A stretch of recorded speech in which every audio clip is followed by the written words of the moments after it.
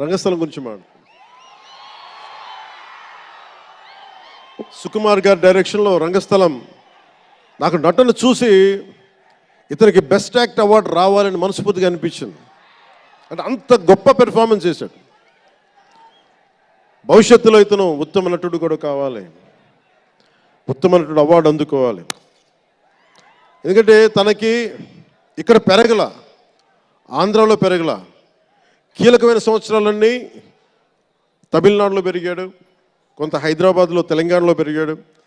ఇక్కడ గోదావరి జిల్లాల తాలూకు భావాలు కల్చరు ప్రత్యక్షంగా ఎప్పుడు చూడాల. అవన్నీ తెలియకుండా ఆ క్యారెక్టర్లో ఇమిడిపోయి కొన్ని తరాలుగా గోదావరి తీర ప్రాంతంలో పుట్టిన వ్యక్తిగత యాక్ట్ చేసిన విధానం చూస్తే నాకు అమితంగా నాకు నచ్చింది. అంటే అంత గొప్ప నటుడు ఉన్నాడు. చిరంజీవి గారి వారసుడు అలా కాకపోతే ఇంకెలా ఉంటాడు? చిరంజీవి గారికి తగ్గ వారసుడు. తండ్రి మెగాస్టార్ అయితే కొడుకు ఏమవుతాడు? గ్లోబల్ స్టార్ అవుతాడు.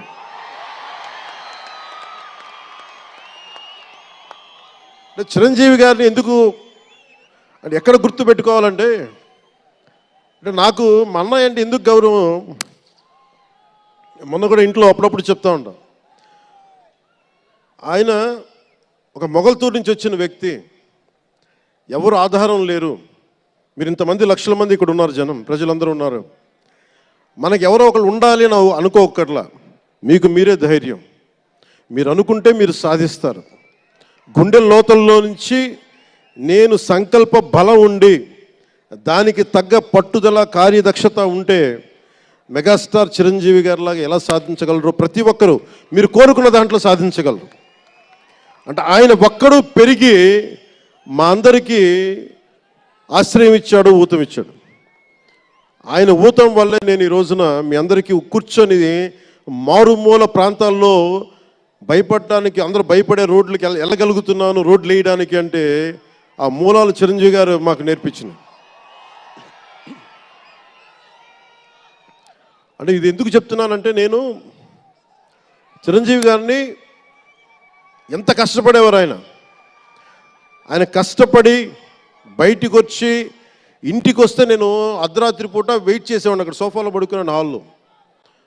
మా అన్నయ్య గారు ఎప్పుడు వస్తారు, ఆయన ఎంత కష్టపడేవారంటే కనీసం వచ్చి షూలు ఇప్పుకోవడానికి అసలు శక్తి ఉండేది కాదు.